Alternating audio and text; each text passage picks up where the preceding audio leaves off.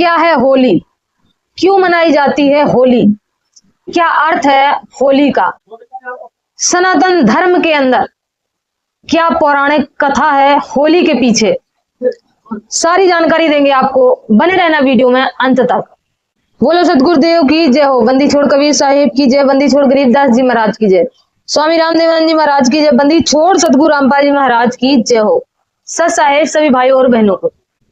भाइयों, होली का अर्थ होता है खुशी, और ये खुशी प्राचीन समय में राक्षसों ने मनाई थी एक भक्त को मारने के लिए। भाई प्राचीन समय की बात है जब एक राजा थे हिरण्यकश्यप, जो राक्षस राज थे और अपने आप को भगवान बना चुके थे। सभी लोगों से कहते थे मैं भगवान हूं, मुझे भगवान मानो। लेकिन उनका ही पुत्र जिसका नाम था प्रहलाद, प्रहलाद नारायण का भक्त था। वो नाम सुमरन करता था और हिरण्यकश्यप को भगवान मानने से इनकार करता था। हिरण्यकश्यप ने अपने ही पुत्र प्रहलाद को भगवान का भक्त होने के कारण कई बार मारने का प्रयास किया, लेकिन हर बार हिरण्यकश्यप राक्षस राज हर बार प्रहलाद को मारने में असफल रहा। एक दिन हिरण्यकश्यप ने और उसकी बहन जिसका नाम होलिका था, जिसको ब्रह्मा जी से वरदान प्राप्त था, और उसके पास एक चुनरी थी जिस चुनरी को ओढ़ने के बाद आग उसको छू भी नहीं पाती थी। उसी चीज का फायदा उठाया और एक षड्यंत्र रचा भाई बहन ने।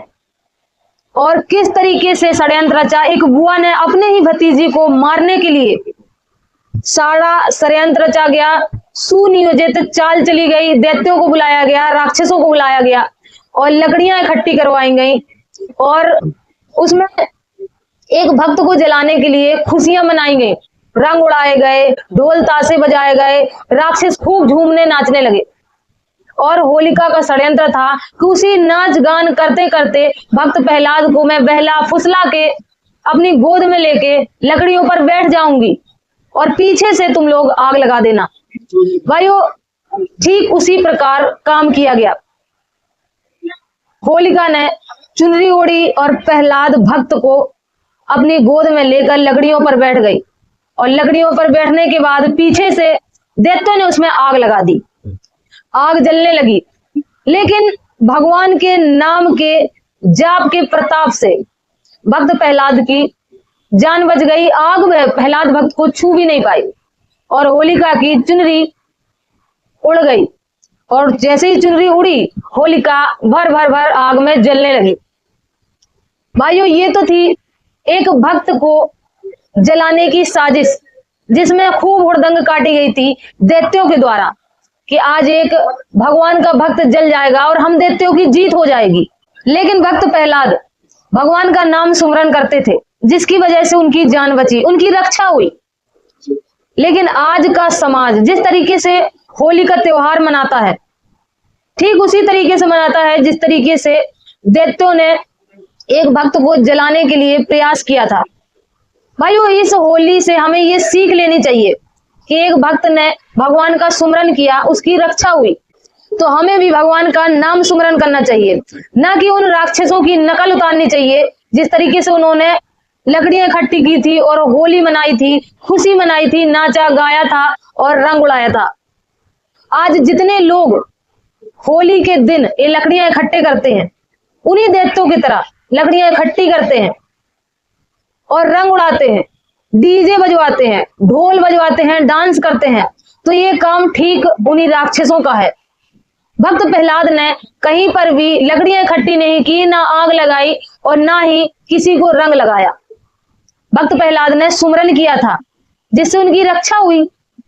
और आज का जो समाज जो अपने आप को हिंदू कहता है, जो सनातनी बना घूमता है, वो भक्त प्रहलाद के किए हुए कार्यों को छोड़कर उन दैत्यों का कार्य कर रहा है।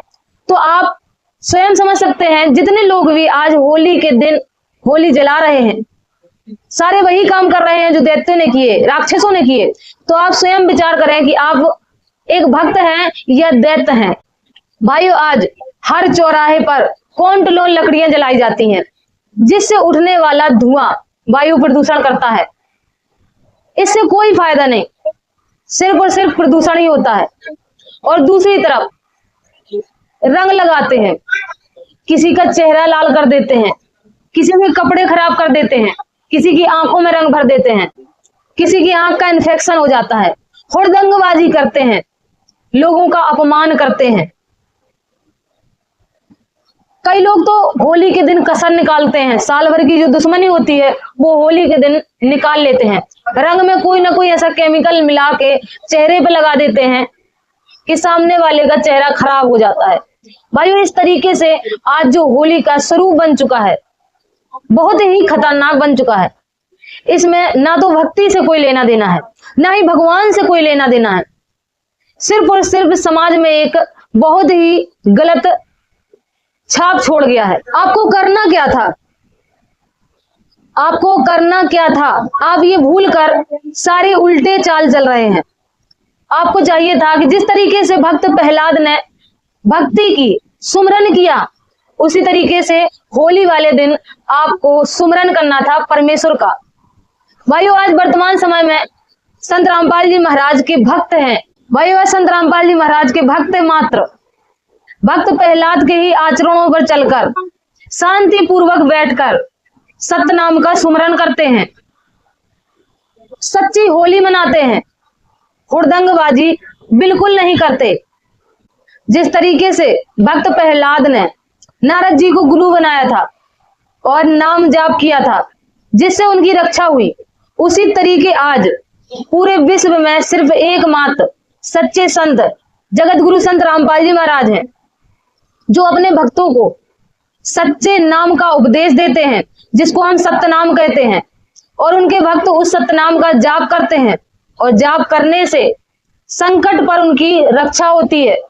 और संत रामपाल जी महाराज के भक्त नशा मुक्त रहते हैं, किसी भी प्रकार की बुराई नहीं करते। वहीं दूसरी तरफ मथुरा के अंदर नकली संत, नकली कथावाचक लठमार होली खेलेंगे, नशे में खुद भी ओतपोत रहेंगे और उनके चेले भी लोटपोट रहेंगे। क्या भक्त ने नशेबाजी की थी? क्या भक्त ने रंग लगाया था?